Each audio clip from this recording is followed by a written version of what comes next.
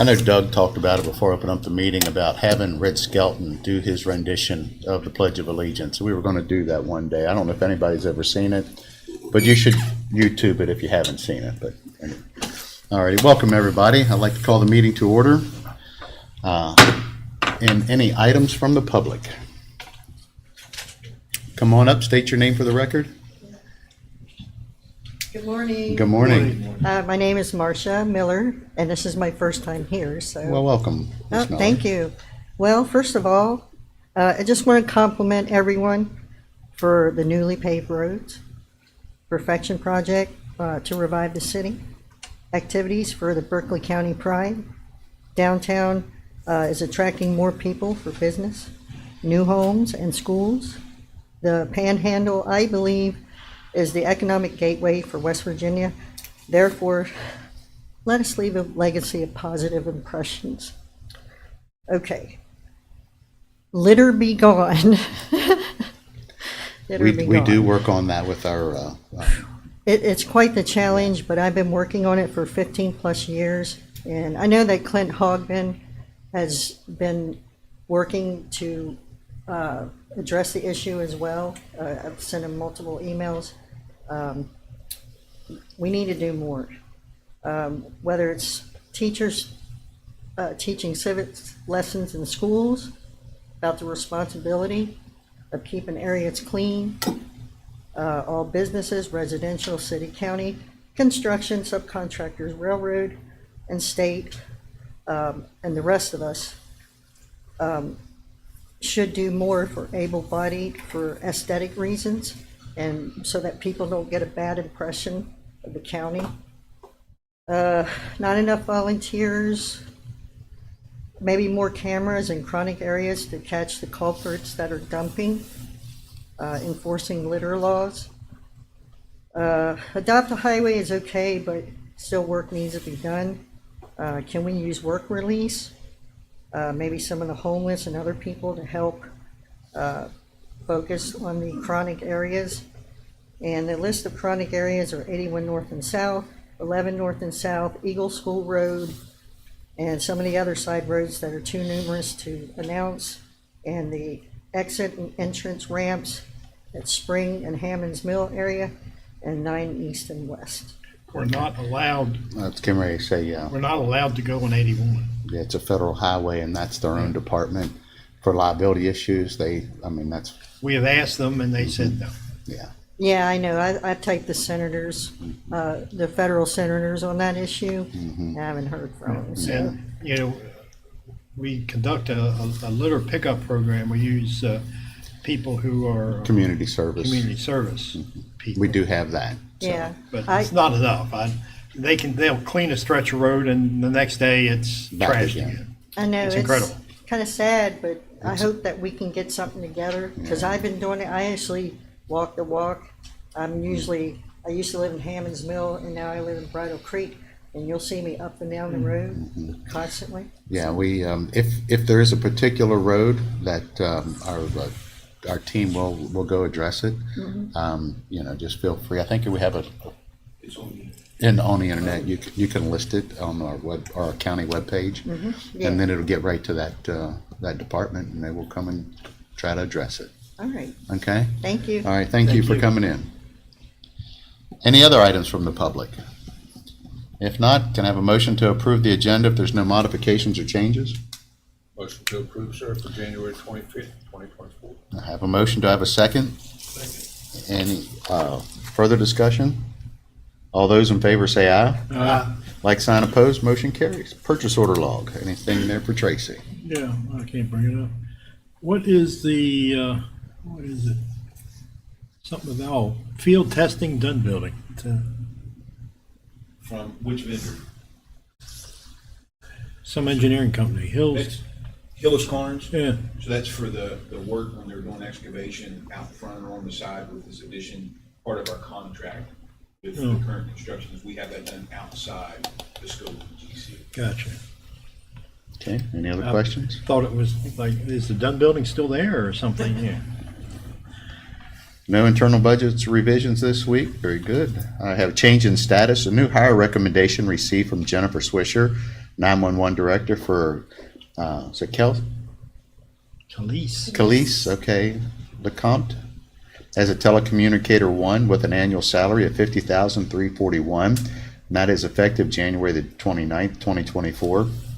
A new hire recommendation received from the Honorable Sheriff Robert Blair for Eric Barnett as a full-time chief administrator for the hourly rate of $54.39 an hour, and that is effective January the 19th, 2024.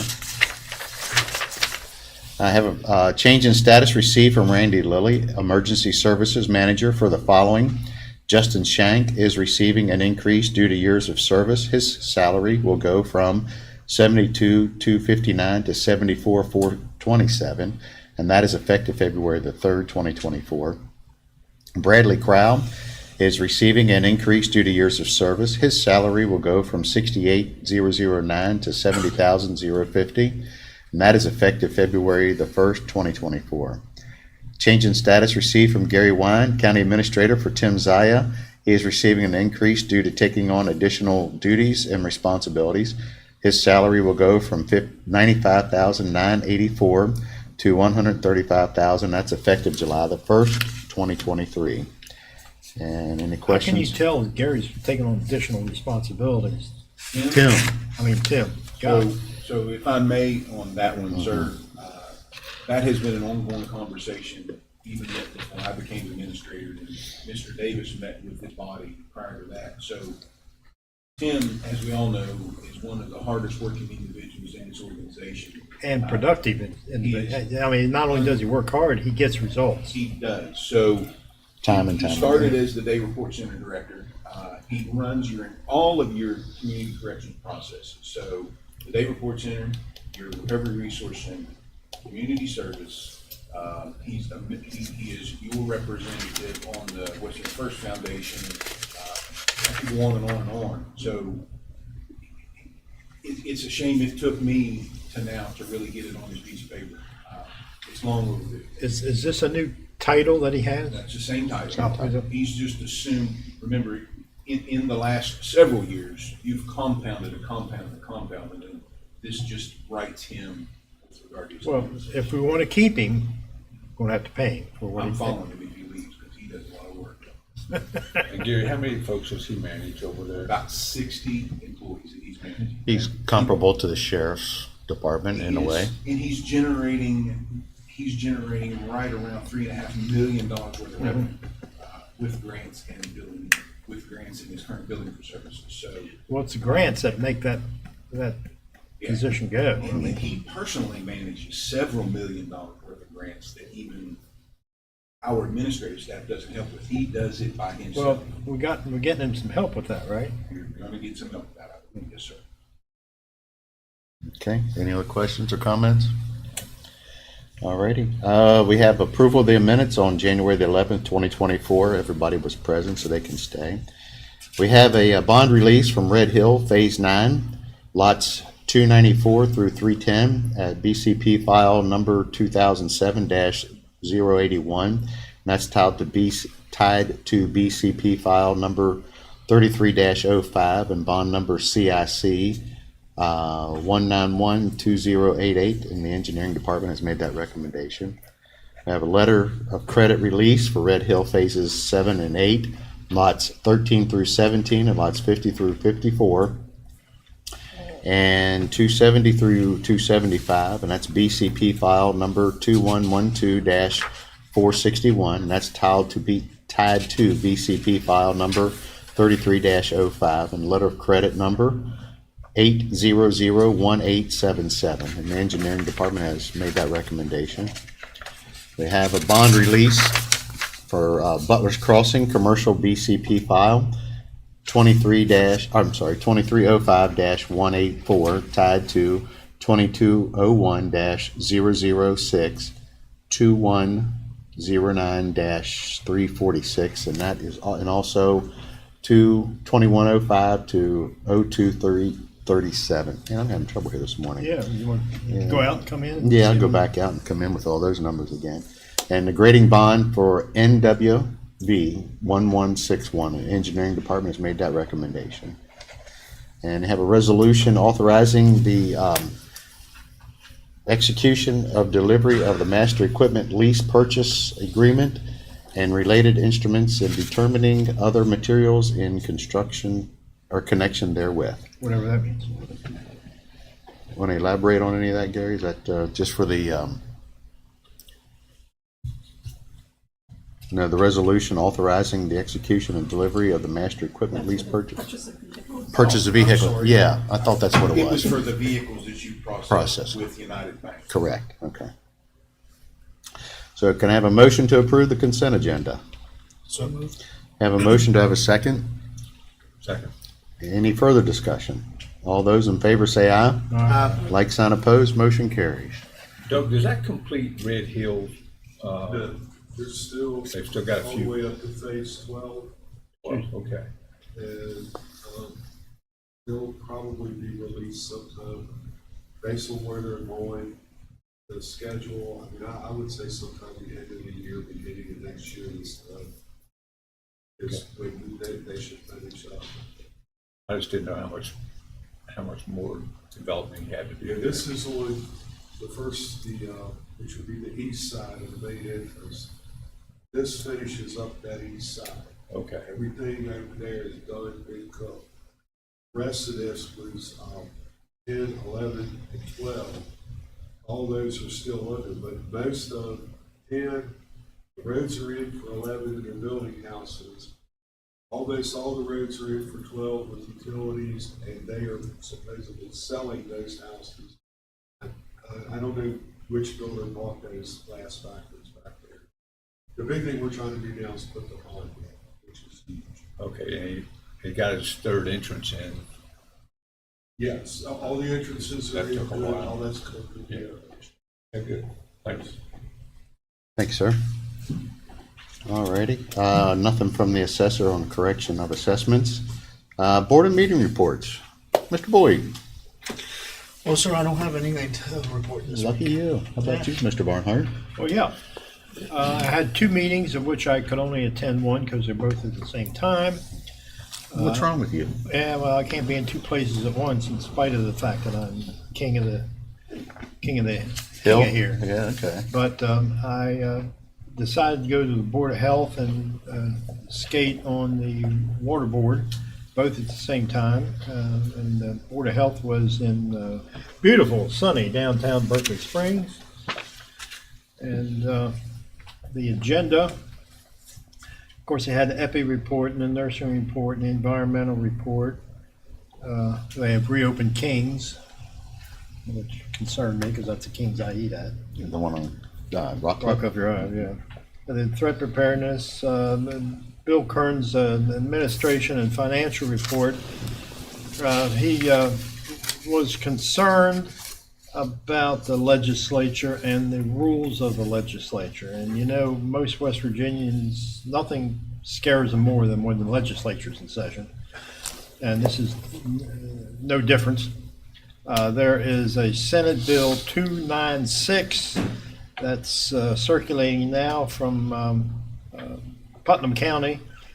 They want to gut the harm reduction program by removing syringe access programs. And if you remove the syringe access program from the harm reduction program, that effectively wipes out the harm reduction program because that's what they come for.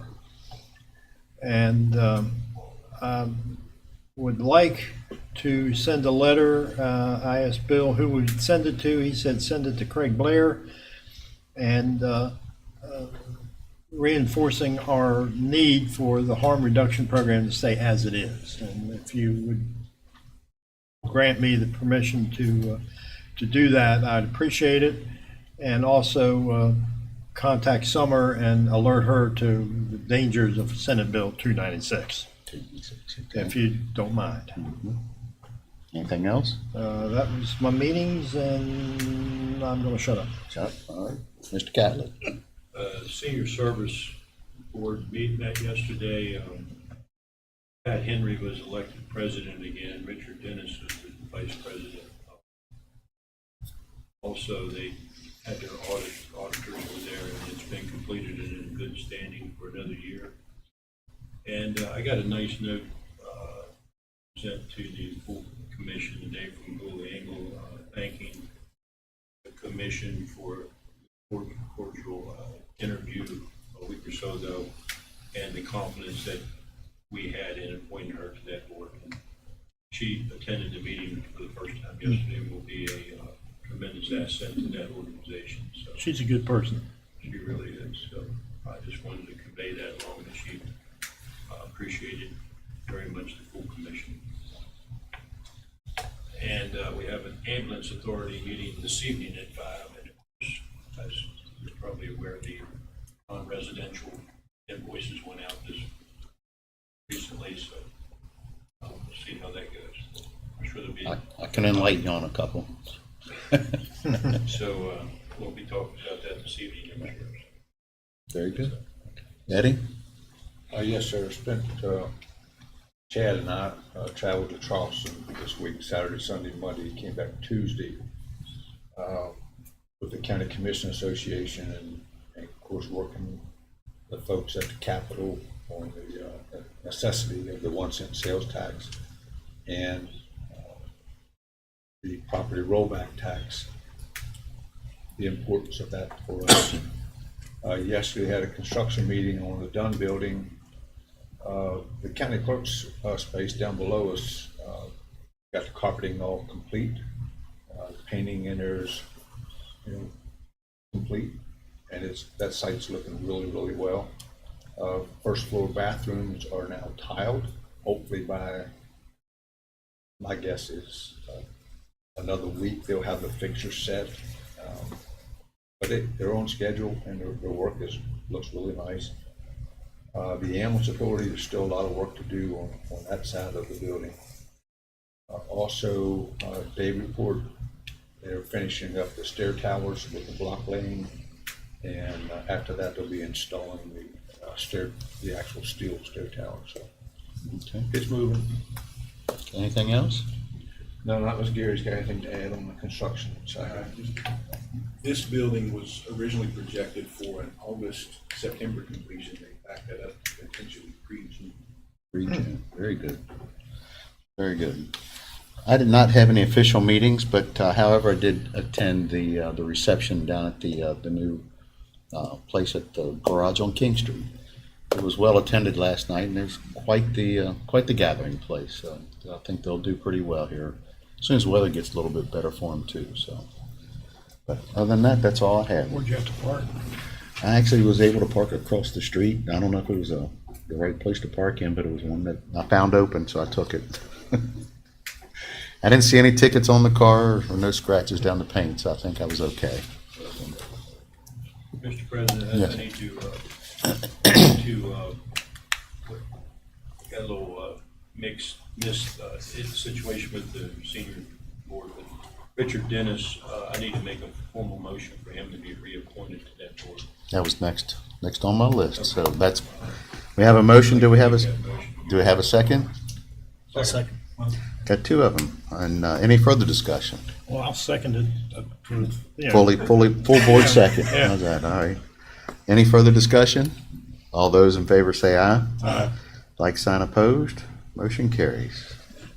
We will let him know and He's one of the more active members. Yeah, of the board. he's very involved with that. And does a really good job there. And of course, he was selected as vice president yesterday. Reappointed, so. usually if I don't attend a meeting, I get voluntold to do something. So I like Dennis is a good person for on that board. Yes, he is. I first met him when he was running for assessor. That was a while ago. Yeah, that's where I first met him. Okay. Alrighty. Eddie, you have an honorary commission member here. Sure do. Adriana. Hi. Eddie's going to swear you in and come on up here.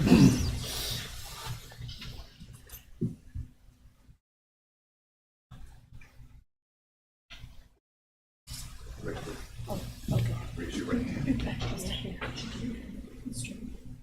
To the left. Okay, raise your right hand. I I, Adriana Arada Perez, do swear or affirm as well as that I will uphold that I will uphold the Constitution the Constitution of the United States of the United States and the Constitution and the Constitution of the State of West Virginia, of the State of West Virginia, that I will work hard that I will work hard to fulfill the to responsibilities fulfill the responsibility of honorary councilperson, I'm sorry, excuse me, of honorary commissioner, honorary commissioner to which I've been appointed, What? to which I have been appointed, half of that for so help me God. Congratulations.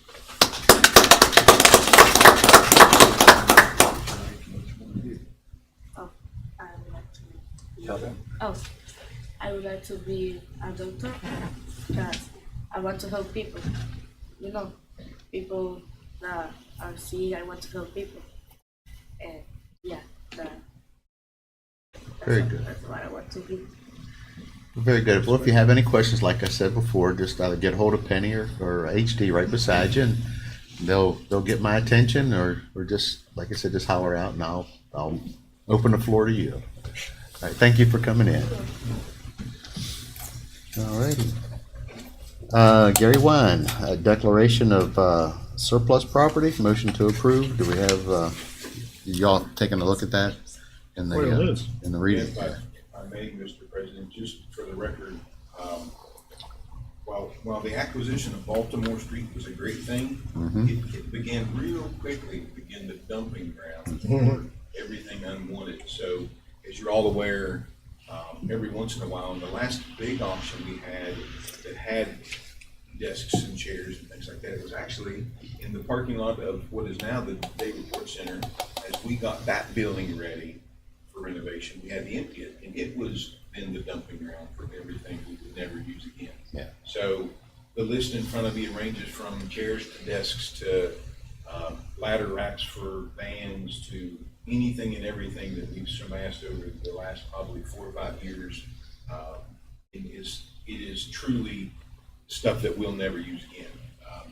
Special thanks to Tracy McCormick. She spent several days organizing with the facilities team and making the decisions of, okay, we will repurpose this. Okay, that'll never get used again. Things like that. So this is the process for you to actually take it off your books as assets and then in turn present it back to the public for auction. This will all be done online. Matter of fact, I've already got the text from Tracy, who is always ready to go. It said as soon as the commission declares the surplus, kind of start the process. So it'll hit the website, Matt will either publish at govdeals.net and .com. And if you want to buy a chair or a table or a desk that's worn out, place to go. All right. So do I have a motion to for the declaration of the surplus property? So moved. I have a motion. Do I have a second? Second.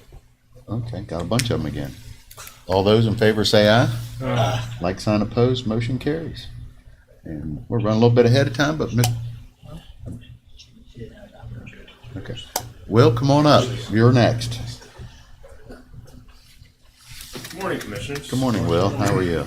Doing just fine. We have 2 estate hearings this morning. First, I'll get started with the estate of John Wesley Parkinson. And you have nobody that's going to be here for? No, both hearings are acknowledged and are fully good to go on all ends. Okay. So, Mr. Parkinson passed away on January 21st, 2023. Test date: a resident of Berkeley County. Mr. Parkinson left behind a valid on its face last will and testament dated May 7th, 2013, prepared by Frank M. Aliveto of the Sutton and Janelle Law Office here in Martinsburg.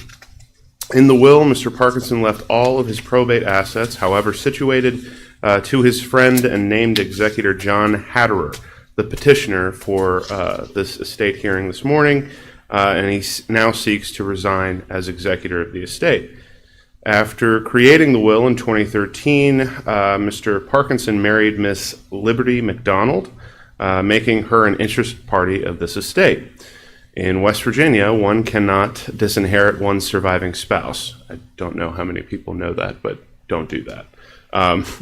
Indeed, under West Virginia Code 4237, the testator's surviving spouse is either generally entitled to receive the same share they would have received had the decedent died without a will, or may claim the elective marital share rights, whichever sum is larger. Mr. Hatterer presented the will to the fiduciary supervisor's office and qualified as the estate's personal representative on March 7th, 2023. Once realizing the decedent's marital status and all that was entailed legally, Mr. Hatterer submitted a resignation request to the fiduciary supervisor's office seeking to withdraw as the estate's executor in favor of Ms. McDonald. Subsequently, on January 22nd, 2024, Ms. McDonald, by her counsel, Patrick Henry, submitted a waiver of her right to see an estate accounting for Mr. Hatterer, seemingly to make the transfer of authority quicker and less complicated. With that, and without any objection from an interested party here present, I ask for this commission's consideration for allowing the resignation of the executor for the estate of John Wesley Parkinson.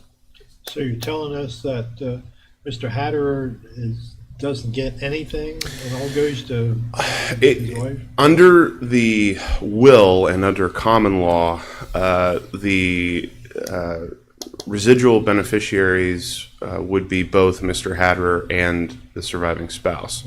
Surviving spouse under intestacy can receive no less than 50% of the probate assets. That being said, the parties can come to a private agreement outside, and it seems to me that Mr. Hatterer is just looking to recoup what he encumbered by opening the estate in the first place and is happy just to step aside. Gotcha. Okay. Hearing that, do I have a motion to accept the resignation of Mr. Hatterer and to appoint, or just do that? We'll just have his resignation, and the appointment will happen at my office at a later Okay. time. So we have a motion to accept. Yes, Mr. President, make a motion, we accept the resignation of John Hatterer as petitioned as the executor of the estate of John Parkinson. Second. Have a motion and a second. Any further discussion? All those in favor say aye. Aye. Like sign opposed. Motion carries.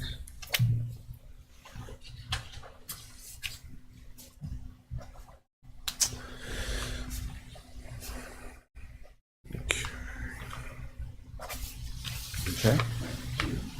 Next. Yes.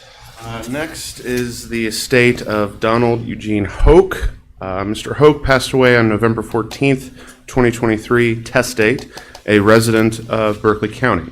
On December 13th, 2023, Dwayne E. Hoke, son and named executor of the decedent's estate, submitted a petition to probate a copy of a will in solemn form as prescribed by law, indicating that upon a diligent search, no one could find the original will of the decedent and had only a copy to submit to the fiduciary supervisor's office. Of course, West Virginia has a rebuttable presumption that if an original will cannot be found, that the lack of an original will is intentional and that the decedent destroyed the original. However, to rebut this presumption, this process allows for family members to probate copies of said wills without objection to the will's form regarding its validity. Upon inspection of the copy of the will dated May 5th, 2005, I can confidently tell you that it fully satisfies the legal requirements of a valid will in the state of West Virginia on its face. With that, and without any objection from any interested party present, I ask for this commission's consideration for allowing the copy of the will of Donald E. Hoke in probate in solemn form. And no one objected to that. No. Okay. So do we have a motion to approve the estate of Donald Eugene Hoke's will in solemn form? So moved. Have a motion. Do we have a second? Second. Any further discussion? All those in favor say aye. Aye. Like sign opposed, motion carries. And John Henry again.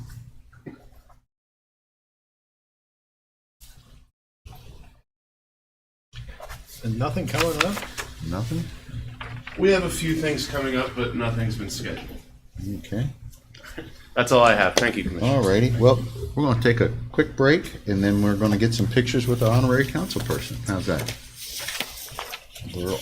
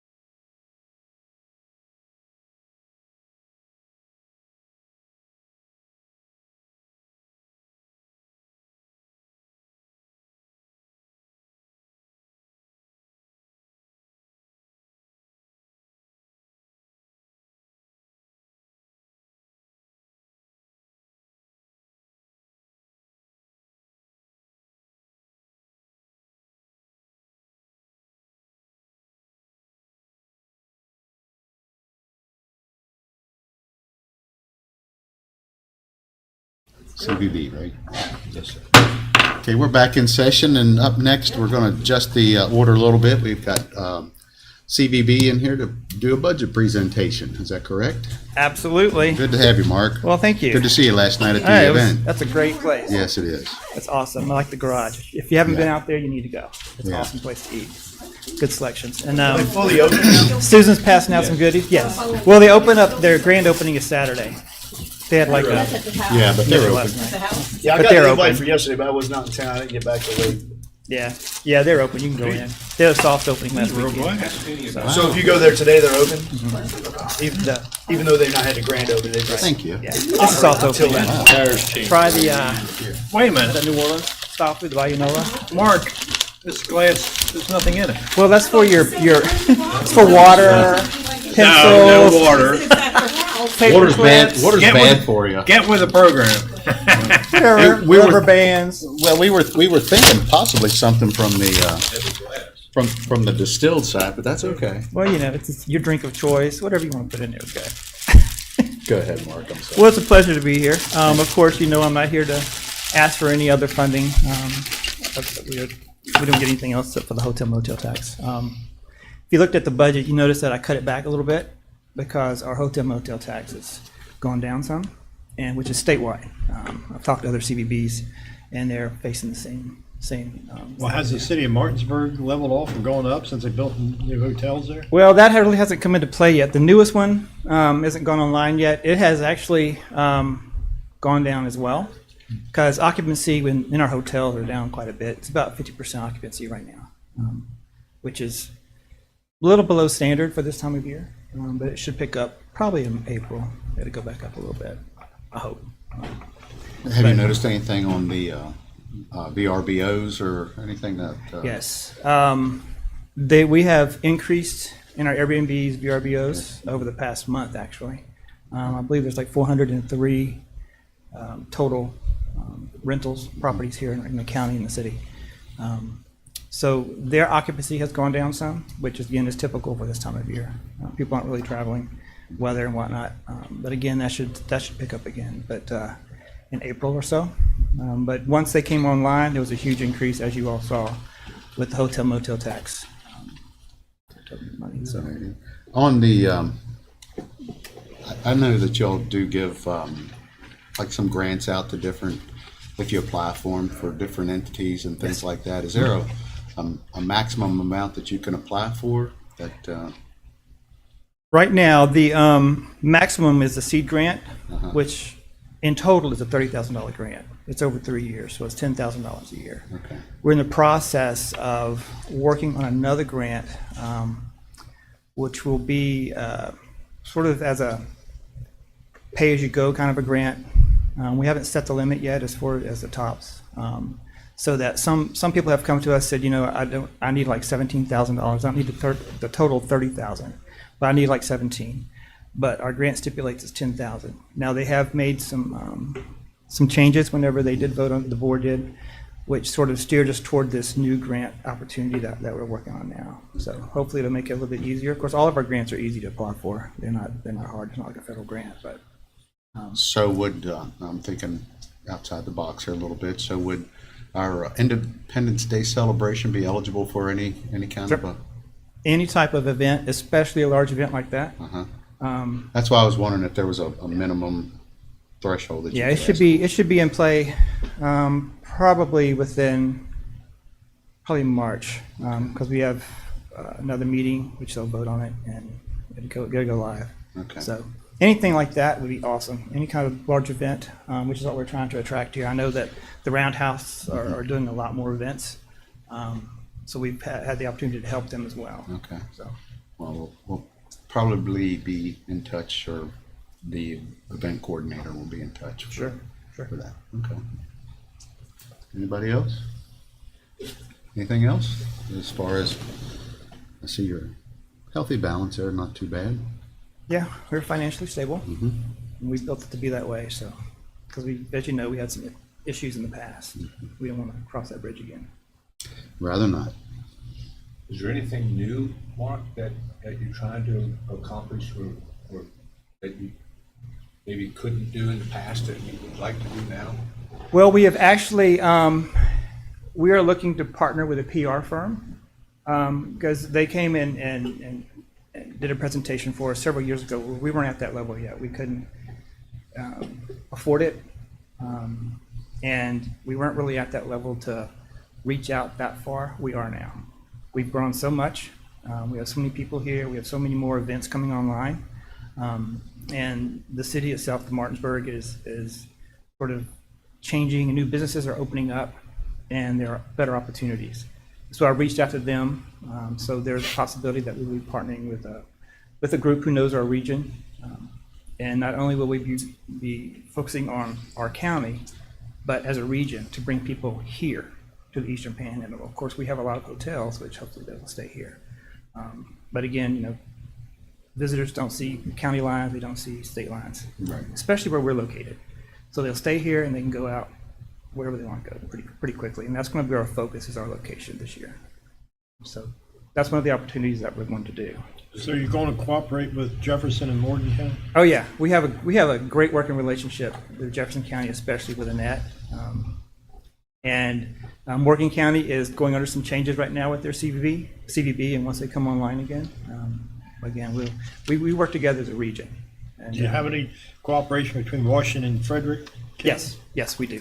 Since we're so close, we have to. You know, it'd be Well, you say they don't follow county lines, they wouldn't follow state lines no, either. So, not at all, not at all. Because they all want to go to Antietam and, Sure. you know, those And we kinds of send things. them there. We send them all over the place. And our geocaching is strong as well. It continues to be strong, which is our sort of our niche market that we do here. Very good. Any other questions? Anything else? It's all good. Steve? I don't have any questions. Okay. Jim? Nope. Steve, Eddie? Okay. Well, thank you so much. Appreciate it. And Appreciate the opportunity. You'll probably be hearing from a couple people. Excellent. I will forward them your number. Excellent. All right, thank you. Use your rock glass as well. Take care. Thank you. Well, we're still a little bit ahead of time. Would, Diane, are you ready? You waiting on anybody else? Absolutely ready. All righty, well, come on up and Okay. tell us a little bit about Meals on Wheels, which we don't know about today. Okay, I will. Yes, you can hand these out. Okay. Or I can hand them. No. Okay, we brought you lunch. Okay? We brought you lunch, All right. and it's a chicken salad. It's a brownie. There's a list there of what's in there. And it's exactly what we're serving today to our seniors. Once a month, we do a cold meal. But every other day of the Thank you. week, we do a hot meal that's in this container. Let me read you what you're going to eat today. Coleslaw, a brownie, chips, and a chicken salad sandwich.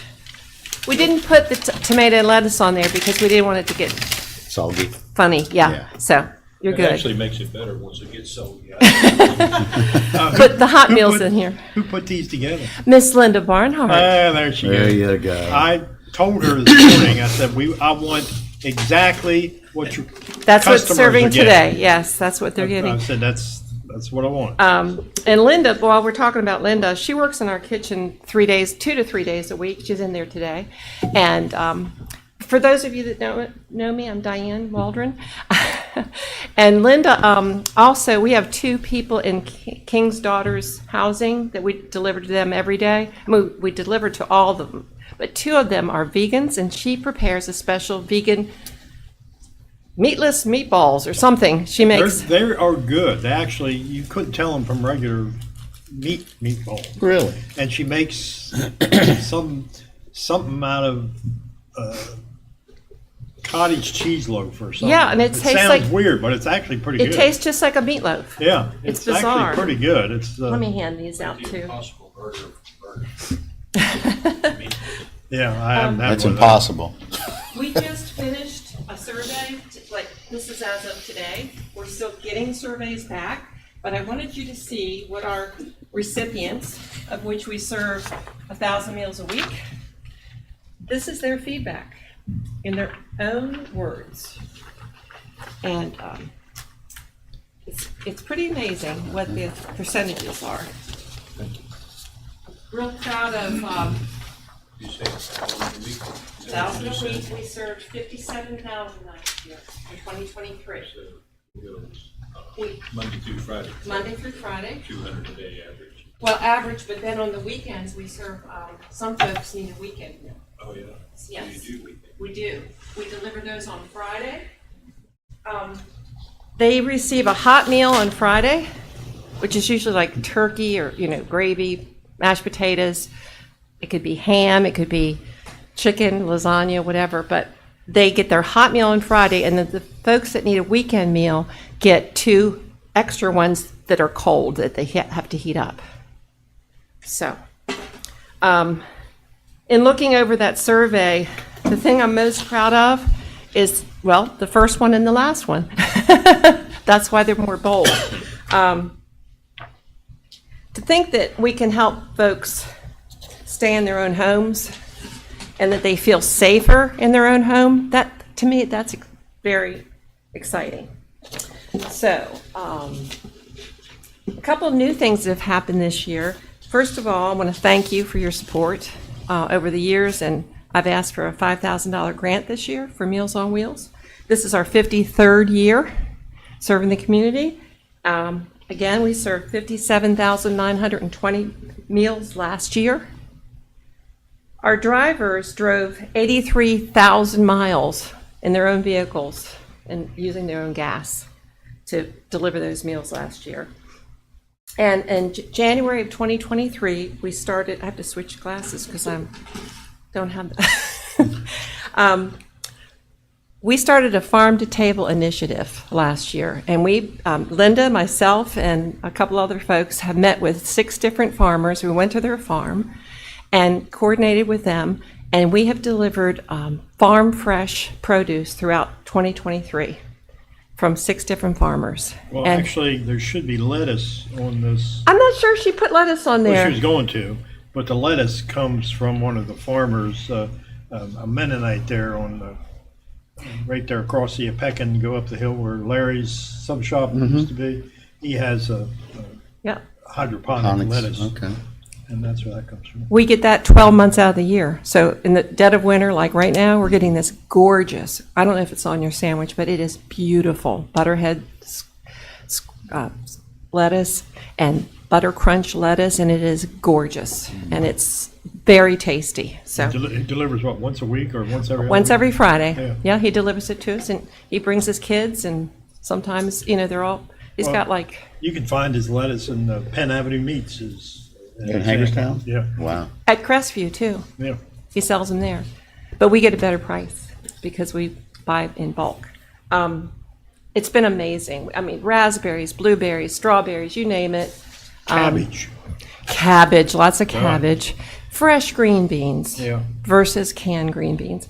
Fresh potatoes. Linda cuts up those potatoes, peels the potatoes, cleans the potatoes. And Linda had to instruct them on how to cook green beans, fresh green beans. Yep, it's 'Cause they true. did- Or squash. They didn't have a clue how to do fresh squash.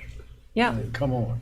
They were serving, and have you ever had a canned potato? They're not very good. They really aren't. They taste. Tastes like the can. It tastes like the can. They don't taste like a potato. So now they're getting fresh potatoes with fresh parsley. So we're really improving the menu as well. And we do have a board certified dietitian review our menu. We just had her in January the 11th. And she, Orr's Farm Market and Kitchens Farm Market are where Linda goes to pick Yeah. up fresh veggies. we bought, I think in 2023, which is our first year, we spent a little over $10,000 on just the produce. As you know, food prices are out the wazoo, right? So the other exciting thing is the county allowed us to have internet. We have internet through the county. Gary, it's a game changer. It's a game changer. It truly is. So now we have 2 computers. I have an assistant that helps us because we're really, really super busy. And it's just a game changer because we had Frontier before. Do I need to say anything else about Frontier? Do you still have people on your waiting list or? We do. We do. And that's because of no drivers? Not no drivers. I mean, not enough drivers. What it is like Route 5 has 32 stops. It takes 4 hours. We can't have the driver out all day. We'll lose the drivers. Without them, we don't have a program. So we have to have a cutoff point. Yeah. We have 7 people on hold on Route 7, which is like Pike Side around the airport. We don't like to have them on hold, but we have to do what's best for the whole program. So, and then as people come off, we had a gentleman die this morning, then we can fit in. So we do the best we can. Does anybody have any questions about what we do, how we do it? I know what they do and how they do it. Jim should be up here. Yeah, it's He does speak highly whenever, you know, even though you're not here, and he always tells us about what Linda does and Yeah. how beneficial it is for the county that you all do participate and help out. So. well, some of these surveys we got back had a narrative portion to them, and they basically say, this one said, Meals on Wheels keeps me from going hungry. I would starve. I am much better with Meals on Wheels. I was starting to lose my independence. The delivery allows me to stay in my own home. So the well check that the driver does is just as important, and I've said this 1,000 times, as the meal. You know that, Penny? Penny can give you a testimony. Meals on Wheels were gracious with my mother. We just recently put my mother in a nursing home in January. Until that time, my mother could not walk. She couldn't prepare the meals. Found out that she was eating honey buns for breakfast and trying to get to the kitchen to make a sandwich for lunch, not getting a hot meal. They were amazing. They took her wonderful meals. I knew every day she was getting a hot meal, so I didn't mind bringing her that burger and fries every now and then because I knew she was getting hot meals and vegetables from them. Even the first time I got a call, I took her to the doctor. We were gone, and they said, "This is Meals on Wheels," and I thought, I forget to pay the bill. And they said, "We just want to let you know we took your mother's meal," and she didn't answer the door, and we're concerned. The first time I ever got a call.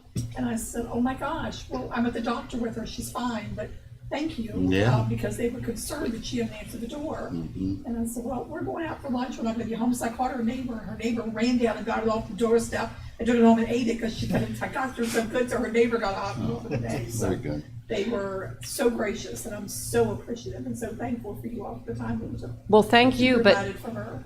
you know, our drivers are amazing. So our drivers saw that she wasn't home, and they called me, and then I called you. And that's what our drivers do. They're that peace of mind for the family. And to me, that's as important as the meal. It was wonderful.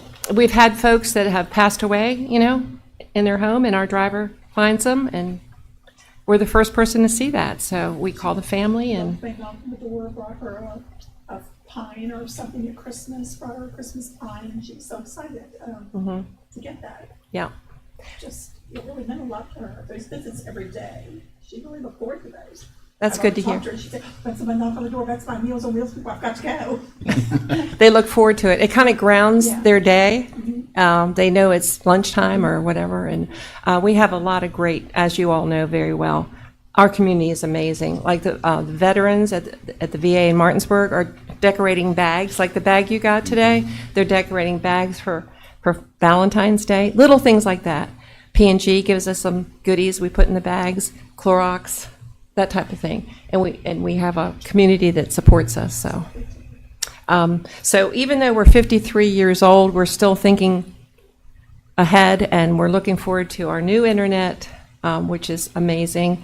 We're going to continue the farm to table. We hope to even increase it so that they get great, fresh produce rather than canned food, just like we'd want to eat. So, You're not 53 years old, 53 years young. okay, there we go. Do you all have any questions at all? No, but I can, my in-laws are recipients and they, They are yes, they are. here in this county? Yeah, Berkeley, yes, South Okay. Berkeley. Yeah. Okay. Are they happy with their On meal? my land, yes. Yep, sure are. That's good to hear. That's good to hear. Well, we're asking for more this year. We're asking for 5,000, but the food prices are just out the window, and We appreciate any support you can give us. We really do.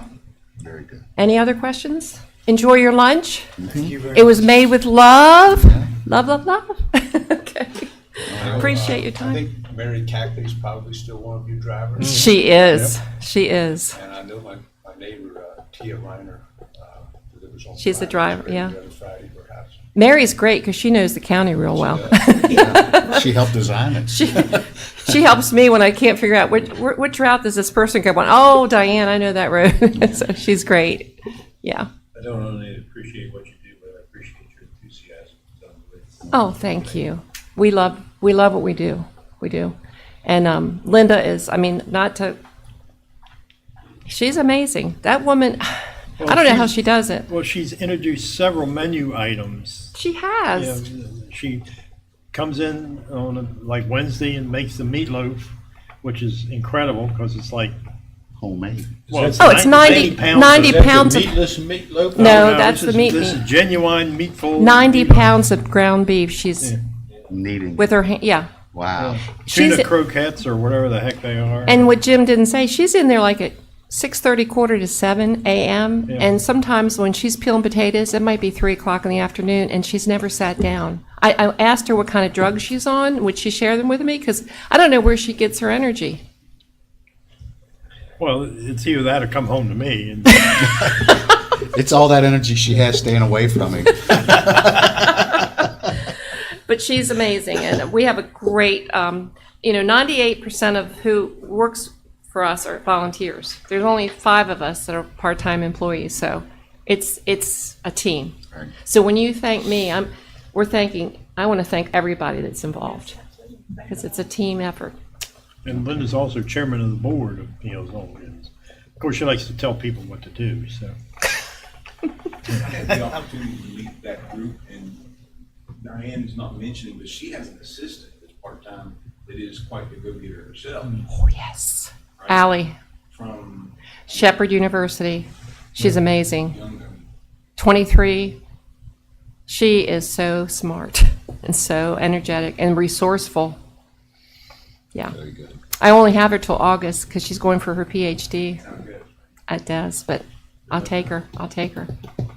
Any other No, I questions? think we're pretty good. Thank you for your time. Thank you for lunch. Enjoy your you. lunch. Uh-huh. Okay. I hope it fills your tummies. I'm sure it Thank will. you. Thank you. Thank you. Oh, there's 2 extra here. Do you have anybody else? Oh, we can distribute them. Sure, there's a new sheriff in town, right? Thank There you. you go. Now the internet can't see you, Mr. Barnhart. You'll need to move that you're hiding in the public. Well, yeah, we'll go on break. Who we got left? Thank you.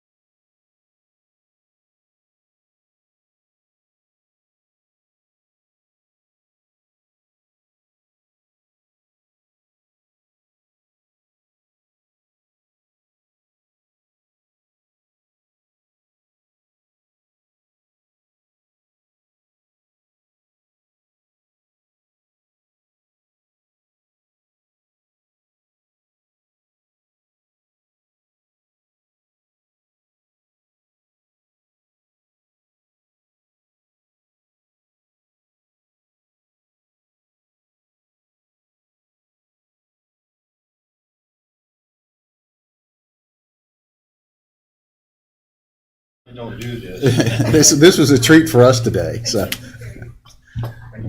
All right, we're back in session. We have Margaret Kersey with the Martinsburg Initiative, and going to tell us about her budget. Thank you.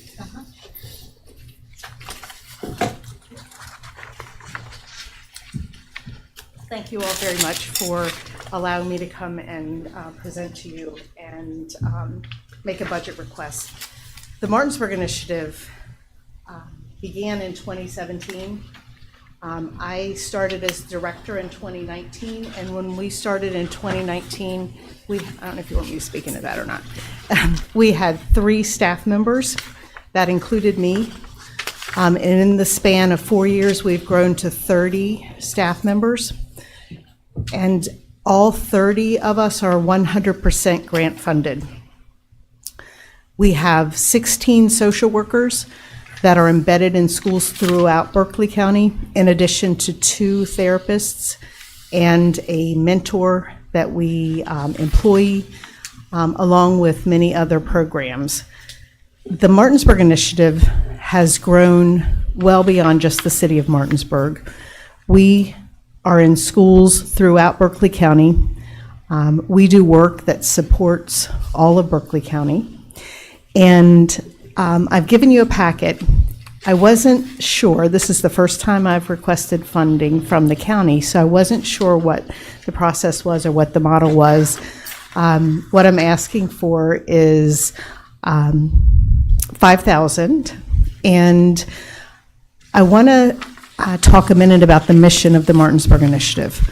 Our work is to prevent substance use, to build strong families, and to empower the community.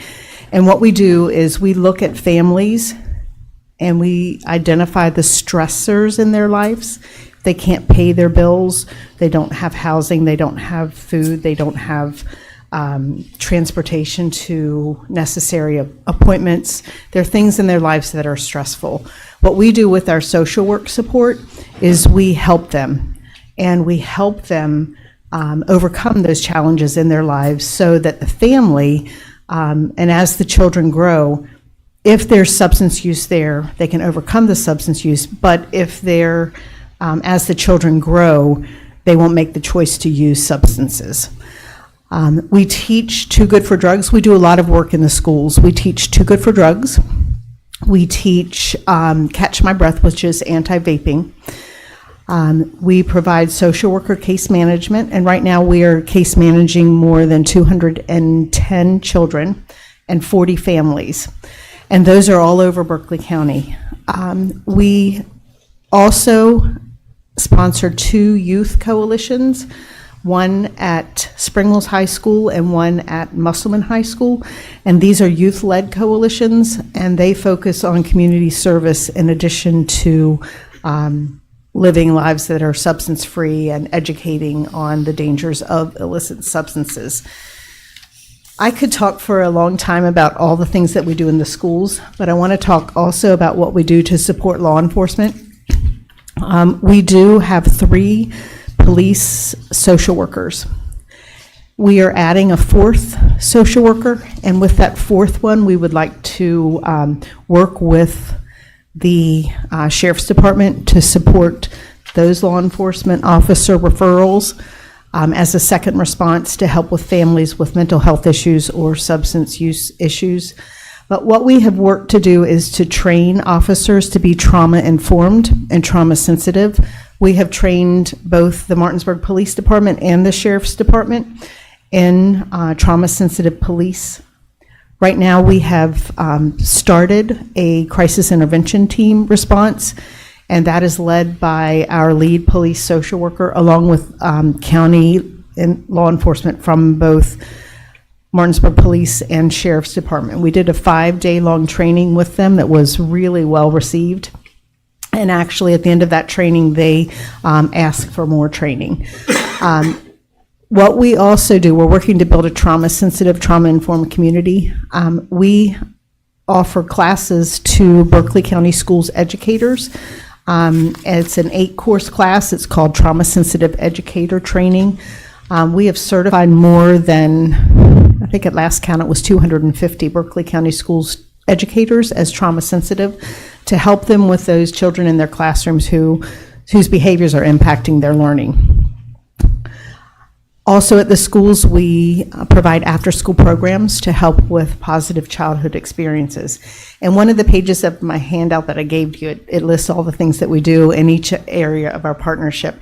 The Martinsburg Initiative also supports an expert provider, which is screening, brief intervention, referral to treatment in the emergency department at WVU hospitals. And that's what we do with the health component is our expert work. And then with the our last partner is Shepherd University, and we do a lot of work with Shepherd. We have sponsored a youth coalition on the Shepherd campus, in addition to training students in their programs, their nursing program, their social work program, and their education program with ACEs, Adverse Childhood Experiences, and Trauma Sensitive Educator. All of our work put together, we do evaluations, we collect data on everything, and we also publish a monthly newsletter. What I'm asking for, we do have all of our positions are grant funded, and most of our grants fund just the person. So we would like to start after-school programs in the Hedgesville area. We don't have any there. We'd like some support with our crisis intervention team in terms of materials to support their work, and then also with our trauma-sensitive educator training. So that's what I've asked for in my budget, and any support that you can give us, we would tremendously appreciate. And if you would ever like to learn more about the Martinsburg Initiative, I really could talk for a long time. That's what I have to say today. In some of the your interactions with the community, have you ever, what is it, the harm reduction? Mm-hmm. Is there anything that, Mm-hmm. that would fall into that category of what you all do also? Mm-hmm. It is. Or the QRT, quick response team? Yep. You know, I didn't know if that would kind of Mm-hmm. merge into some things too. Absolutely. The Martinsburg Initiative sends a social worker, sometimes 2 social workers, every Wednesday to harm reduction at the health department. And then we also send a social worker on Fridays to mobile harm reduction. I work closely with Katie Morgan and support all the work that she does, but that's how we fit in with harm reduction. And what we do at harm reduction is we provide resources like hygiene kits, shampoo, toothpaste, baby wipes, things that would support and offer if they need help with clothing. We have a community cupboard that we run. If you look at Raymer, our offices are in Raymer. If you're looking at Raymer to the left, there's a house there. And that house was empty for 20 years. And Berkeley County Schools has given us, well, they still own it, we're just using it, the house, and we've turned it into a clothing closet, a food pantry, and we have basic need supplies, we have diapers, we have wipes, and not a day goes by that someone from the community, including maybe someone from the QRT team or someone from harm reduction, they will ask us, they'll say, we have someone who needs this, and we immediately open the doors to whatever that they need. I know Jim was saying, what was the Senate bill that they're looking at doing away with, the 296, that possibly could use a letter of support Sure. not to go through with it. Sure. A senator from Putnam Tar. County wants to strip the harm reduction program of syringe replacement. Yeah. And if you take syringe replacement out, that basically destroys the harm reduction program, because that's what they come for. Mm-hmm. So I'm the liaison with the health department. We've already contacted our lobbyists to Sure. watch out for the bill. Yeah. And we're going to send a letter. Absolutely. We will as well. I work We closely send with it to Craig Blair. Craig Blair. I absolutely will. Yep, absolutely. Okay. Yep. How much do you get from the city of Martinsburg? The city of Martinsburg, my request to them is $7,000. We also receive a community block development grant for about that same amount. But we appreciate any funding that we have. Do you get and support from the school board? Monetary support? Tremendous. We do not get monetary support. They give us our office space. And all but 5 of our employees are Berkeley County Schools employees. So we have all the support from, and they're incredibly, incredibly supportive. It's not a financial support though, although what they give us is invaluable to us and to our work. 30 staff members, if you think about 30 staff members, that's a lot of grant writing. And I do all the grant writing. So it's, and we want to continue. We're in 16 schools now. We would love to be in all 32, pending funding. And there's a need. The need is great. I know I don't have to talk to you all about the substance use, and the prevention is what we do. We do substance use prevention. Do you work with James Rumsey? We have partnered with James Rumsey. That's a great partnership that we could grow. Right now, we're doing a mentoring program for seniors in high school who haven't yet chosen a career path, and we've partnered with James Rumsey as part of that mentoring. Yes. That's 100,000 from That funds my therapists. I have 2 therapists on staff who do family therapy, and that's what Highmark funds, those 2 therapists. So is that a grant situation? It is, yes. Yeah. I see you guys work with WVU hospitals. Do they give you anything in kind or give you any money? They do not, no. We provide, in their emergency department, we have a staff member there. So we provide, but we don't, no, they do not give us any funding. And they don't even pay for that staff member? No. We pay for it with a grant. Oh, I'm sorry. Yeah. I see that your programs in your schools have grown. The Yes. list of schools have grown. And that's where we're gonna win this, if we ever do, is right there. Exactly. And I'm glad to see that your list of schools has grown. Yes. And also, when I look through there, has there been any thought about trauma training for medics and EMTs? Because I just know they sometimes find themselves in a bad spot. Yes. We have provided ACEs, Adverse Childhood Experience, our first section of our course to EMS under, his name is Chad Weinbrenner. Yes, we worked with him and we went over and trained his staff. Yes, we would love to repeat that though. Or Yeah. already include the city of Martinsburg Fire. Yes, we have not trained them. We would love to train them. That's a great idea. Yep, I'll reach out to them to do that. Assuming you work directly with the school resource officers in high school. Yes. And part of our work is helping children see law enforcement as role models and there to help them. And we do work with the SRO in a partnership and collaboration. And we will also accept referrals from the SROs to our social workers. We have a social worker at Martinsburg High and we have one at Musselman High that work closely with them. There's one thing I've noticed in younger kids, they have hardly any fear about anything anymore. You know, and I know growing up, there was a fear put in me a few times, and you learn from it, you know, and it just, you know, I can just see where, you know, in certain households, I'm not pointing at anyone in particular, that, you know, they see something horrible every day, and then they just become numb to it. And, you know, they just don't have a fear about it. Yeah. It's sad. A lot of our children in our community have experienced trauma.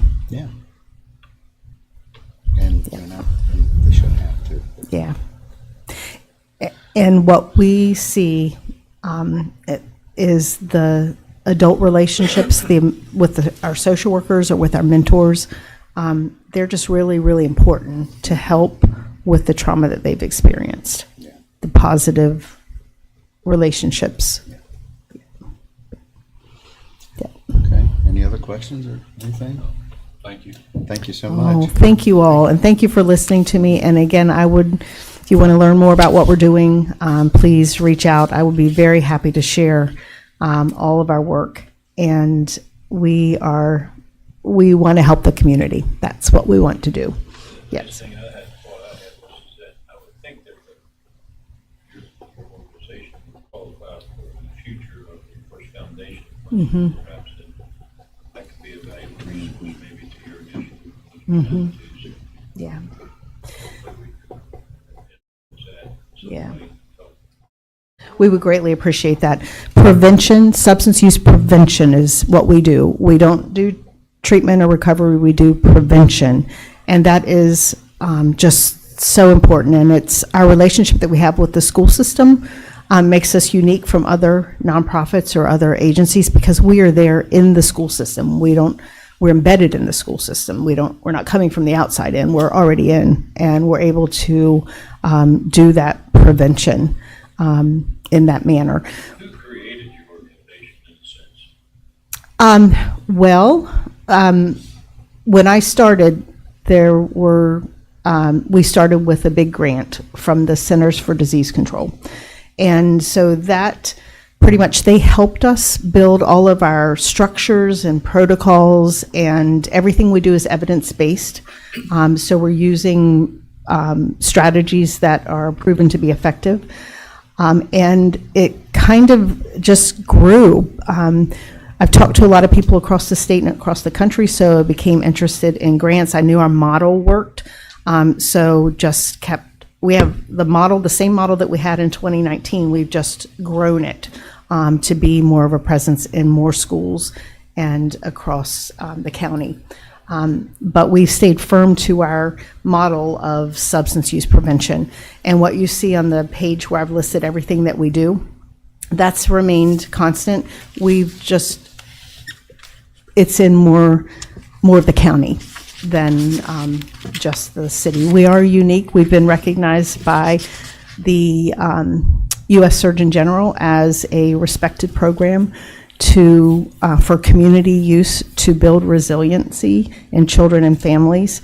And we've also published some of our work.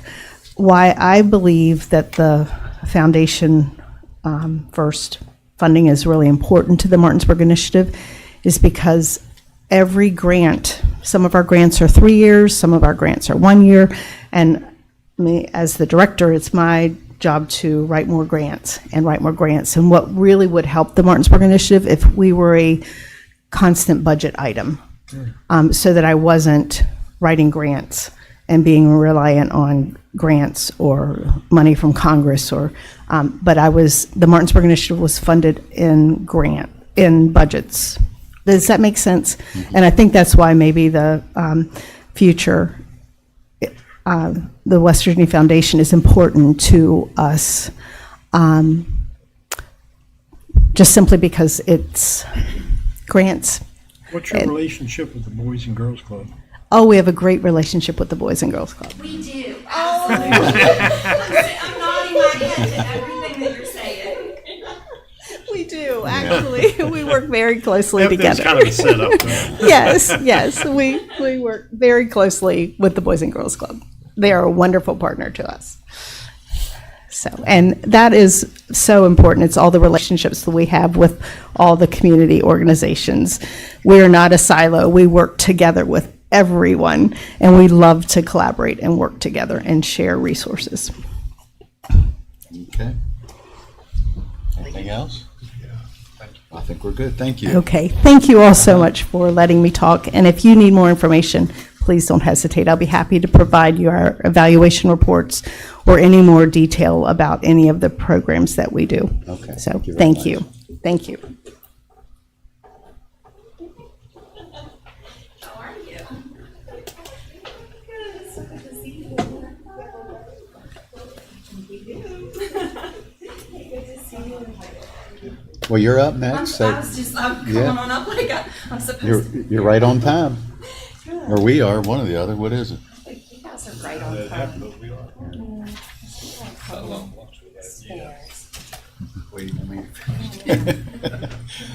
You're right on time, man.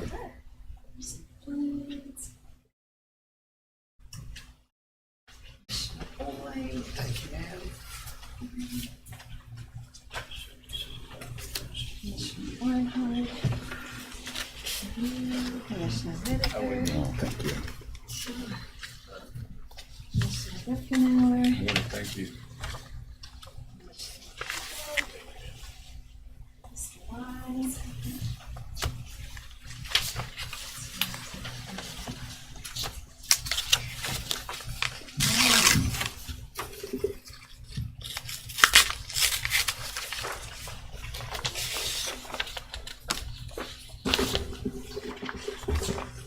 Good morning. Good morning. Read that card first. Commissioner Barnhart's already taken a peek at it. I think that'll start me down a good course. Our kids design a lot of our artwork, and it's really cool when we can share some messaging and also be able to share with you that they are hearing our words. So one of our kids, we always tell our kids, we need to make good decisions. Or was that a good decision, or was that not a good decision? And you all have a lot of decisions to make. So we appreciate and recognize that.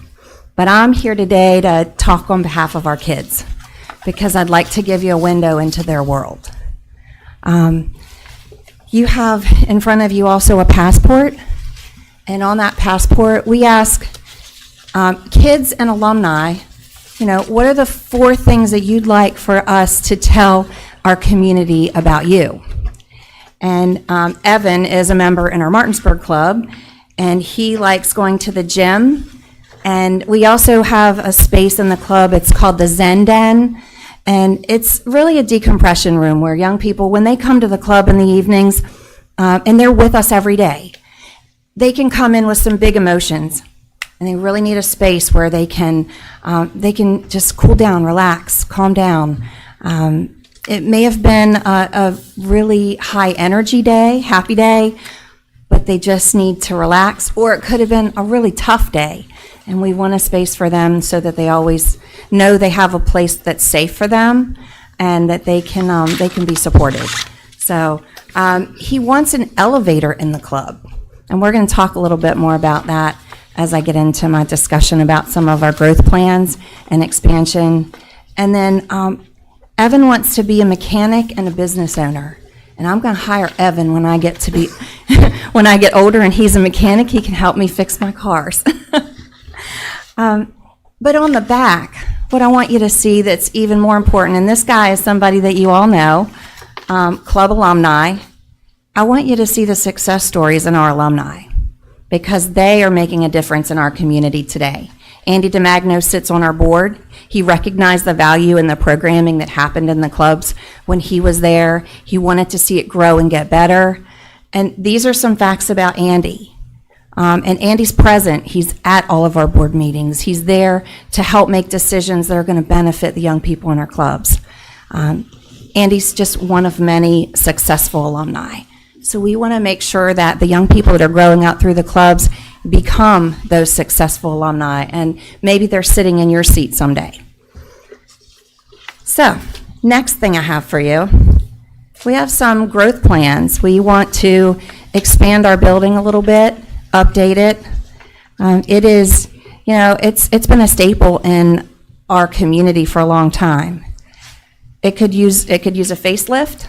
And we could also use some expanded space. Finding gym space in this county is a challenge. I have our gym rented upstairs every evening of the week right now.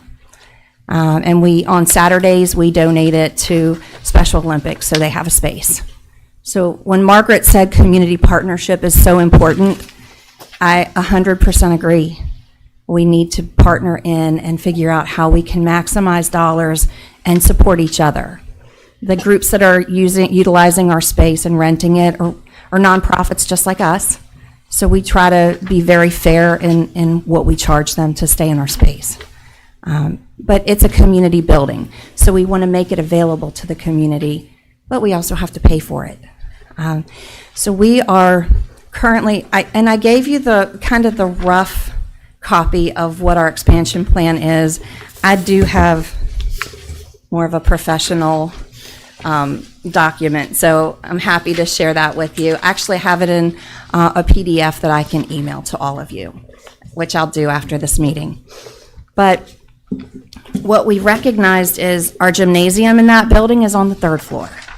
So every time we really focus in on education, and you get ba-boom, ba-boom, ba-boom, the concentration isn't there. So we have to schedule things out a little bit differently. What would be lovely is if we could offer a variety of different programs to all kinds of kids, so that, you know, maybe they're there for homework help, or maybe they're there so that they can have a dinner every evening. And that's something else. If the club weren't there, the kids wouldn't be there, so we couldn't provide them dinner, and we couldn't give them homework help and tutoring assistance that they so desperately need. So this renovation and addition is really going to help to expand the number of young people that we can serve. And the Martinsburg initiative has been fantastic about helping. We're able to refer some of those cases during the school day, and sometimes we'll see them in the after school. But the thing about the club that's special is that that young person walks through our door every day after school, and they look for their person. So I understand that, you know, it's real easy to fund a thing, like a new piece of equipment, or, you know, their structure. But the thing that is so valued to our young people is their person. They want to walk through the door and they want to find that one person that they connect with that is there for them every day. Now let's talk a little bit about the funding of that person. Pre-COVID, it cost for one child to be a member of the club and come every day. My calculation was $2,800. And that's for every day through the school year and in the summer. Post-COVID, I've had to elevate my salaries to remain competitive, or I don't get candidates who I know are going to stay there for the kids. So that's elevated my operating costs. And Margaret has done a fantastic job with grant funding, and we've been doing this programming for, you know, in the grant realm. Oh gosh, I started in 1996 writing grants, and it's hard because you never know if that funding is going to still be there or not. Fortunately, we've had some successes, and when we haven't been quite as successful, there's been a blessing that has come from somewhere else. But it doesn't make me sleep a little better at night with that worry of not knowing. So, you know, part of our operation really does hinge on the people who are there. So from that $2,800, it's about $3,200 now for me to operate with inflation and what our cost per serving child has turned into. That's a big burden in some ways, but it's also a blessing to know that we can be there for young people. So our budget is nearing the $2 million mark. And we're in Jefferson, Berkeley, and Morgan County. The portion of that budget for just Berkeley County is about half of our budget. And we see double the number of children here in Berkeley County than what we do in Jefferson and Morgan. And we're on the upswing. We're growing our program. We have a pretty aggressive recruitment strategy for teens, because we recognize that teens are part of our community who really need service. So let's look at that plan. I want to talk to you a little bit about it, because part of addressing teens is what will bring them into the club and have them excited to be there. Do they want to hang out with their younger siblings in general program space? No, not really. So we want to take one level of our building and turn it into a teen-only space. So when they come in, they have a separate entrance, and they're not interfacing with younger members unless they choose to. So it has to be their choice. So that first page, it shows, and what's in green is the addition. So when you look at this, you'll see the space at the top, which is our current configuration. and what we're proposing to do in that. So that entire lower level is going to be strictly for teens. In the green space, we're moving our kitchen out of our current structure and building in a kitchen and a dining hall, which is that multi-purpose room. And then we'll have covered parking towards the back of our lot. And if you flip over to 2 of 3, again, the current configuration on our ground level or the entry level from John Street, we've done a lot of work in there. And we like it. It looks good. And I invite you to come in and take a tour if you haven't seen the facility, especially since we've renovated the bathrooms that are no longer the bathrooms of the Air National Guard. It's nice, it's bright, it's inviting and colorful, and young people say when they come in that they like it so much better. And then everything in the green is the addition. So there will be a gymnasium that is added into that back lot, as well as an entry point that would come from Queen Street. So guests who would come into our building would arrive on Queen Street. They would go up a half a flight of steps to that main level. We have taken into consideration that our building will be fully ADA compliant at the finish of this project. There is an entrance off of John Street with a ramp. We'll have an elevator, so there'll be entrance points with the elevator that will allow access to all three of our different levels. So we're adding a gymnasium, and then when you go to page 3 of 3, or that last page, our current gym, we're going to convert that into multi-use space and then bring our corporate offices back into the building. When we grew out of COVID and knew that we needed a stronger team than just myself and a grants manager, that we had to add some people to our team. I was getting really tired.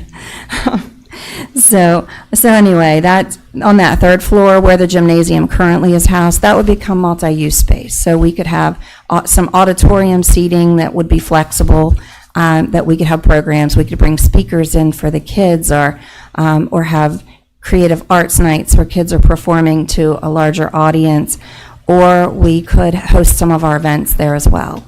So that's really the need that we feel that we have. Our kids love gym time and gym space. They'd love to be able to play volleyball in that gymnasium with the higher ceilings. They'll be able to do that now.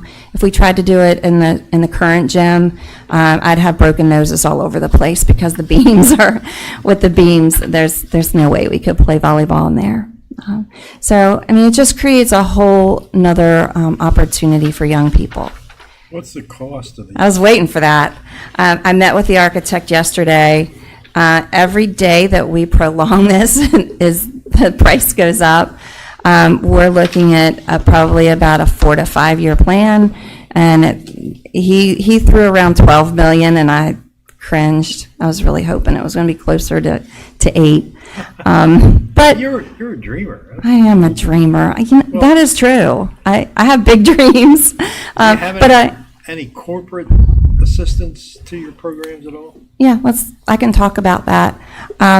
So we have a $2 million appropriations request that has made it through. Senator Capito and Senator Manchin championed our request. It is passed through appropriations and waiting for a budget. If the budget is passed and they don't mark up any of the current appropriations as presented, then we have $2 million there. I have a community member who has pledged $1 million, and he has really helped us to, and I can be forthright, it's Lacey Rice III has committed $1 million to the project. He wants to see the city and the county really, have the benefits that our children need. Well, what about Macy's or Procter & Gamble or Clorox or So Procter & Gamble has been a longtime partner since they first came, and they fund our programming. And that's another piece of our campaign. So it's really a 3-part campaign. The capital piece that I'm sharing with you here, the other pieces are programming, so that we can expand our programming. If we add that that extra square footage, we need to supervise it and monitor it appropriately. So that's going to increase the number of people that we need in the building to excuse me, I'm choking, to offer that programming. And then the third piece is endowment. And we've really recognized that, you know, if we're in a lean season, we need to have a fallback plan. And our fallback plan can't be, you know, we're out of money, can you help us? We truly are, and we truly have been learning how to build our organization from the ground up. 7 years ago, when I came into this position, we were at about 600,000. And then I just told you, we're cresting upwards to 2 million. So we've expanded our programs. We're one of a few in our region, and we're part of the Midwest region for Boys and Girls Clubs that are a recognized trauma-informed organization. That means that we're able and we're equipped to work with young people who come to us with severe need. And when I say that, and you know what? Where did I put them? Oh. So this was the other piece of our programming that I did want to talk about. And if can somebody time check me, because I want to be respectful of the time that I'm spending with you.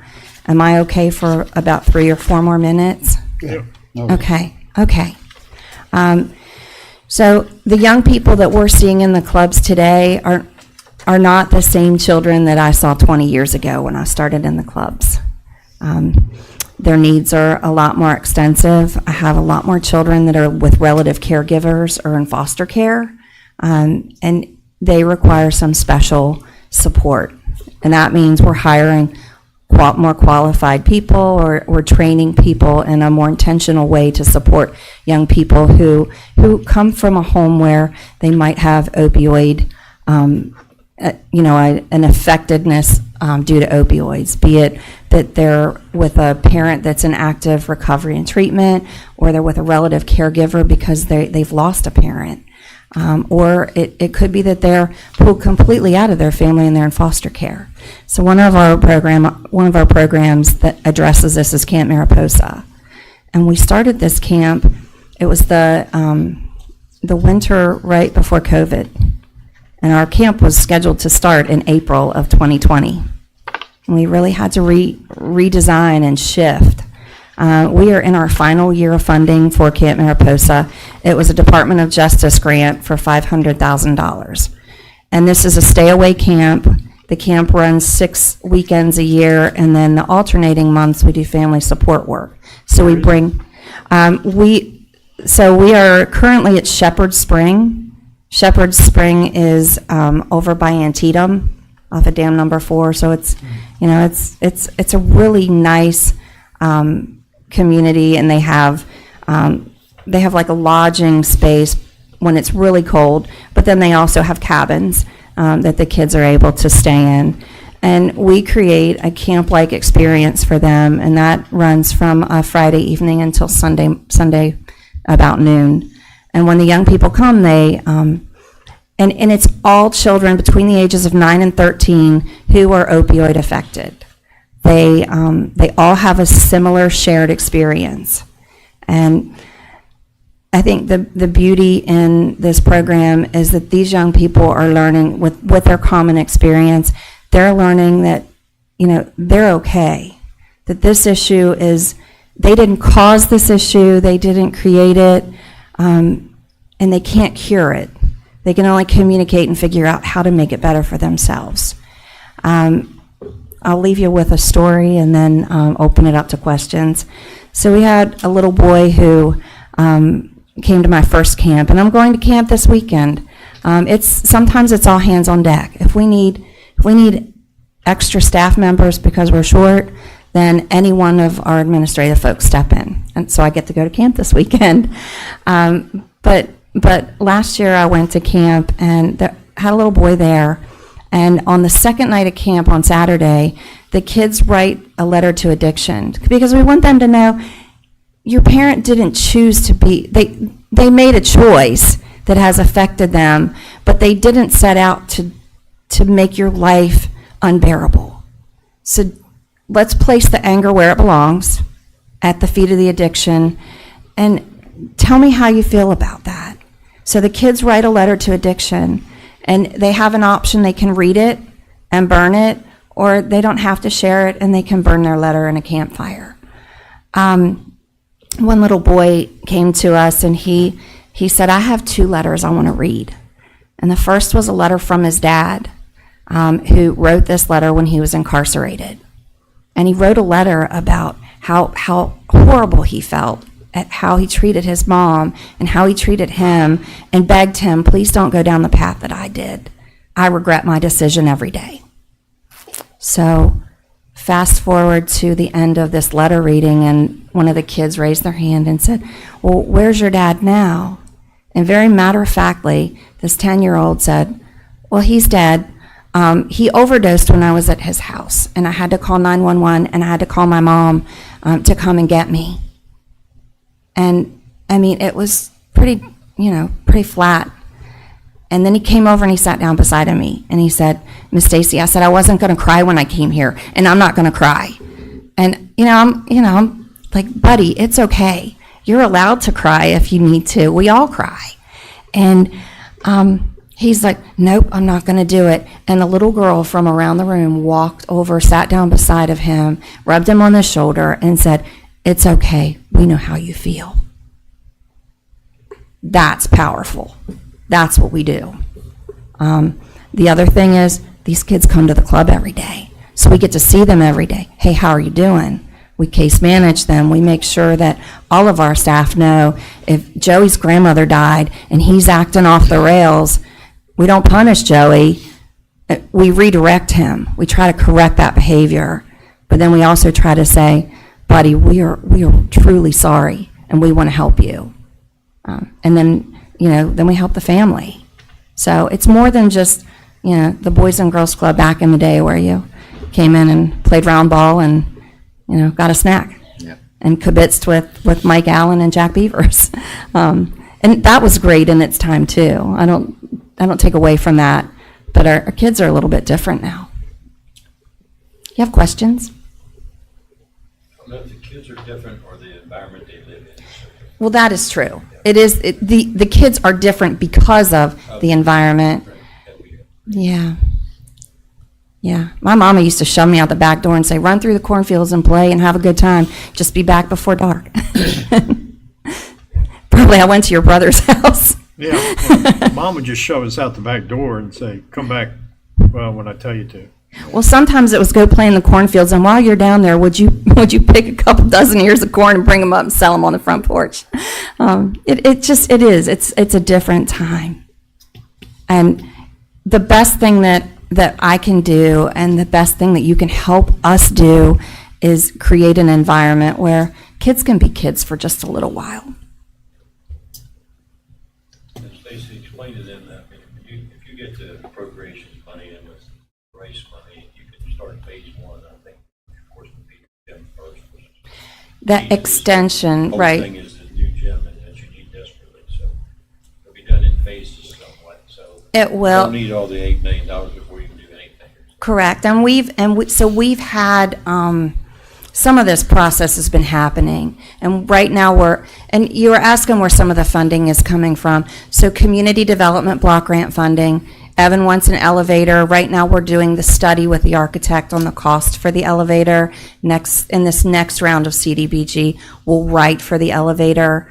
And I sat in on an earmarks webinar last week that talked about the timeline for when it gets passed to how long it takes. And it could take a few years before that happens. The other part that's really scary to me is for them to release the funds, you have to spend the funds.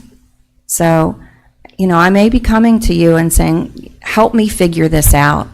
I work with kids. I'm not a construction person. I'm not wired to think that way. That's why, we need people in our community who can give me guidance and say, Stacy, don't step in that hole because it's a long way down. I need support in helping to figure all this out. The thing that I most need in this immediate time, though, is programming support. I need to make sure that that kid's person is going to be in the club every day. So my request to you was for programming support. So Okay. I also want to thank you for the ARPA support last year. That was a lifesaver to us. Without that, our budget would have been flipped very far in the opposite direction. So Any other questions for Stacy? Comments? Thank you for what you do. I know the kids, are challenged every day. And it's good that they have a place to go, that they're safe, and that they're mentored, and get money. So thank you all for what you do. on April the 18th, we are going to honor the Stephanie Pearson Champion for Youth, and we're going to do it at the club this year. Good. This will be our first year. We'll navigate steps and try and make the case for why the elevator is important and why the expansion is important, so we can host more events like that. But we really wanted an opportunity for the kids to show everyone around and say, "This is my home. This is my space." So you'll be getting an invitation, I'm sure, from Andy DeMagno, because I think he has all of your emails. He does. Does anybody want to? He even has my This cell is- phone number. I'm sure he does. This is my only copy that I have with me, but I can leave it if y'all want to take a look at it and come back and get it later if you want. PDF would be fine. Just PDF Send- would be. the PDF's Jerry will get okay. it out to Okay. us. Yeah. Hey, thank you all so much. I Thank you. really, you make me feel, when I come in nervous, you make me leave relaxed and grateful. So thank you. Thank you. All righty. Next, we have Berkeley County Museum Commission with Rob Mahaffey and Matt Umstead. Good morning. Hey, good morning. Still have morning. Yeah, we got 3 minutes till. 3 minutes. Thank you, Mr. President and Commissioners. I'm thrilled to be here today. I must tell you that we submitted our budget on the 12th, and on MLK Day, the 15th, the holiday, I received an email from Penny and Julie, requesting, seeing if I could make this time today. And I'm like, this commission moves fast. So I'm glad that the Vice Chair, Matt, is here. And you have our first inaugural budget submission from the Berkeley County Museum Commission. And I want to thank Commissioner Boyd, particularly for all your support and guidance. The commission is off and running thanks to your leadership and support. We have a great group of 10 folks that are very engaged. In fact, we have a meeting tonight at the Development Authority at 7 o'clock. We're meeting monthly, and didn't have a quorum, and most folks are there, and if one or two have not been able to make any of the meetings, their excuses or reasons were very understandable. So you put together a really terrific commission that comes to the work with a vision, with a great deal of enthusiasm and commitment. Our treasurer, Helen Harris, and I opened a bank account that currently has a whopping balance of $100. I have pointed out to the commission with no pressure at all, but my experience has been that when we go to funders, grant makers, foundations, seeking support, that being able to say that every member of the commission has made a personal commitment, however modest it may be, that's a really strong selling point for potential partners and funders. So this is our first crack at it, and I'll walk you through it quickly, being cognizant of your time and really looking forward to your questions and comments. I want to point out as well that money's important. We all get that. But when I think about resources, it's a much broader approach, and the commission supports this. It's really a holistic looking at how you build partnerships, volunteers, in-kind support, looking at our partners here, the CVB foundations, the local foundations, communities of faith organizations, civil rights groups. So money's important, but we also know that really how we can make this happen for our community and our region is to bring those partners together. And as you may have seen the article in the Journal, where the commission hosted a tour, like was published by Angela on the 15th, I recall, and several local organizations joined us. So the Berkeley Arts Council was there, the Development Authority was represented. So that sort of outreach to actually tour the courthouse brought in other folks around our community, which we were really thrilled about. The budget, this first request, inaugural request, is $149,200, and it's basically in 4 categories. Clearly, the lion's share of the budget is to launch a docent program that links in all of the primary historic sites in our county. And this docent program has been talked about in the past. I want to thank Matt for sort of putting this together and guiding us as we've been looking at it. We also think that this program is an employment opportunity because we're looking at college-age students that see a connection with the historic sites in our county and are interested in serving as docents. We built out the program including all the primary sites, but acknowledge whatever resources are available, this program can be tailored so that the commission could look at the sites and pick maybe 1 or 2 as a pilot so that we could launch the program and just get it grounded and then build it out over a couple of years and moving into the future. But clearly at $100,800, that's the bulk of the budget request. And we're very open to tailoring that over a multi-year period of time. But we really hope we can get it launched this year. The second area, which is becoming increasingly more important, is a facility that is appropriate, climate-controlled, accessible to store and maintain artifacts. Requests are coming in. The most recent one was an old mill in our county. Someone has a piece of the mill with the sign on it. It's like 6 foot by 13 foot. Wanted to know if we could accept it as a donation. We're like, well, we're trying to find some space to make this all work. So the facilities piece of it, we're hoping that the county has a location now that we can at least start to build out that sort of storage space. We talked to Commissioner Boyd about it. But donations are coming in, and we just need to be prepared. Or quite frankly, commissioners, if we're not prepared to accept them, they'll find other homes. And we don't want our history to be diluted by not having the capacity to store appropriately these donations that are coming in.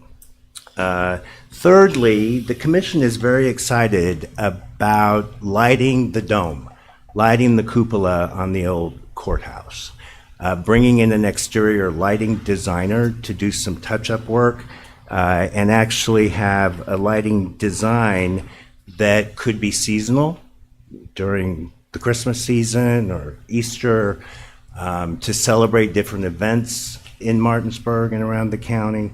So the lighting design piece of it, we think, would really show the community that something is happening here, and that the dome, while it needs to be restored because of the fire and a whole host of things, that would be kind of a first entry point that would be a relatively modest investment. Every dollar counts, but we've earmarked that for $25,000 to bring in a design team and to really give us some options that we can present to the commission and others in county leadership that make these decisions finally, how we can light that dome.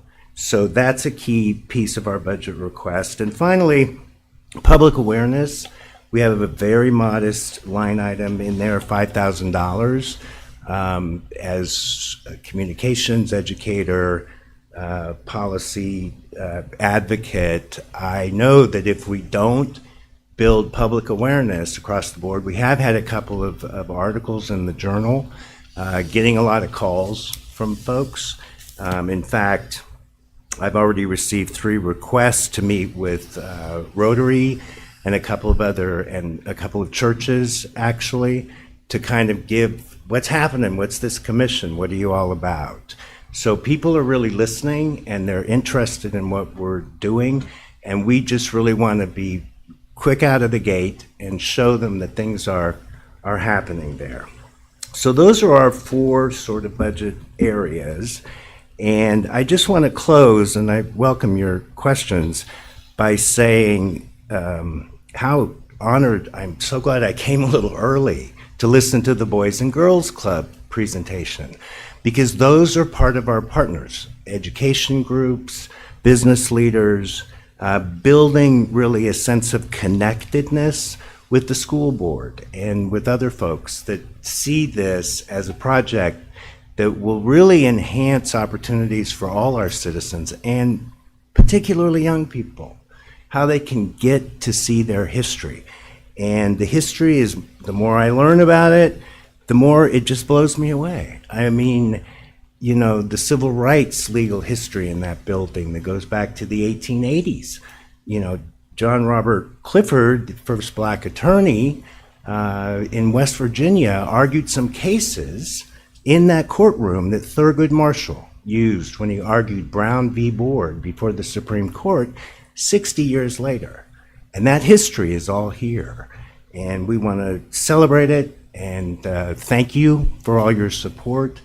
And again, it's an honor to be before you, and to be in this position working with such terrific people. So, any questions or comments? HD Direction? Tell us. I know we have a long way to go with this project, and you know, we're hoping to get some federal money that kind of fell through this year. You know, but it's a project we've started.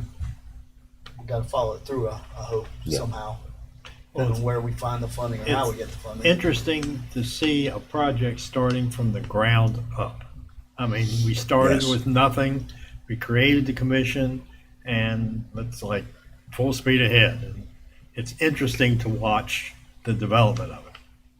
Well, and I was honored, Commissioner Barnhart, when I stepped into this job, and the other commissioners, how much you all have already done. I mean, there's been a lot of thought given to this, the new roof on the annex, looking at the building itself, connecting with folks that see this as an incredible opportunity for the county and the region moving forward. So, Well, have you talked to the city of Martinsburg? I haven't personally. Again, and as I said when you appointed me, I was on a learning curve here myself. I mean, I've learned so much since I've been involved with this project, and I'm grateful for that.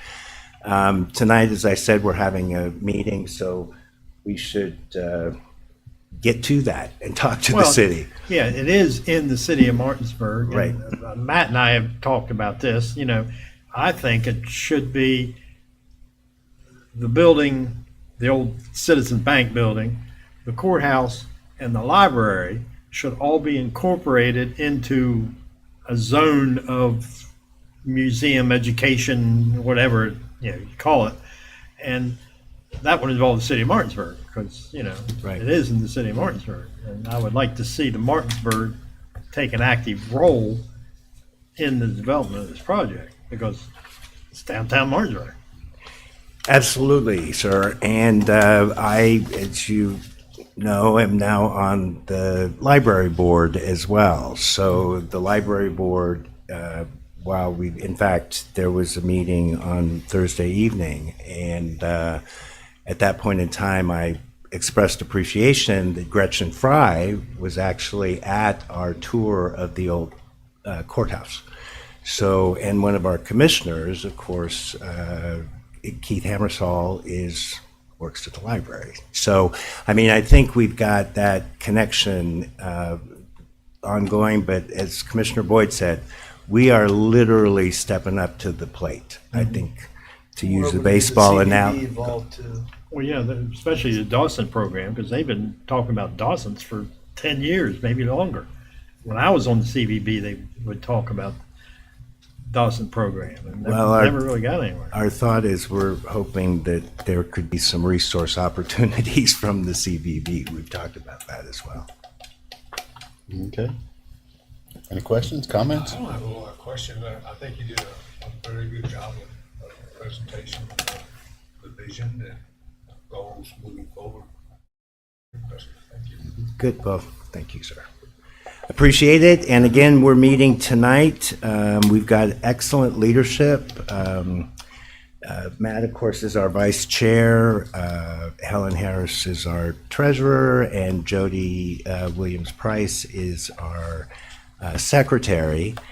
And when it was first set up and Commissioner Boyd was there, and someone turned around and nominated me to be the chair, I'm like, what? I mean, I didn't know a lot of these people all that well. I'm like, that's not. At any rate, I'll close with saying that in that conversation, as HD and Matt recall, I said, okay, I'll consider this, but I won't, with all respect, if we don't have a full slate of officers lined up, a vice chair, a secretary, and a treasurer, and you as a commission vote on the slate of officers. And we have calls with the officers a few days before each meeting. So they're involved in, obviously planning the agenda and are given a heads up on what to expect at our meetings. So and it's a great group of folks. So thank you all very much. I was going to say, Matt, did you have anything you wanted to add, or? Well, I was just going to say, and to clarify a little bit about what Commissioner Barnhart indicated there, we do intend to submit requests for support from to the city of Martinsburg, the state of West Virginia, this Convention Visitors Bureau, and other private parties. So, just to clarify that. Thank you. All righty. That concludes most of our agenda items. We do have an executive session for real estate matters, legal matters. You want to do Real estate. Yeah. Well, items from the public? yeah, well, action to be taken when we come out? Probably not. Thank you, guys. All righty, so, thank you. Thank you. Mr. President, I move to go into executive session for, Executive. Legal real estate. Legal and real estate. yeah, legal and real estate. Okay, we are in executive session. Need a second? Second. Got a second? All those in favor say aye. Aye. Like sign opposed. We're in executive session. You guys don't mind.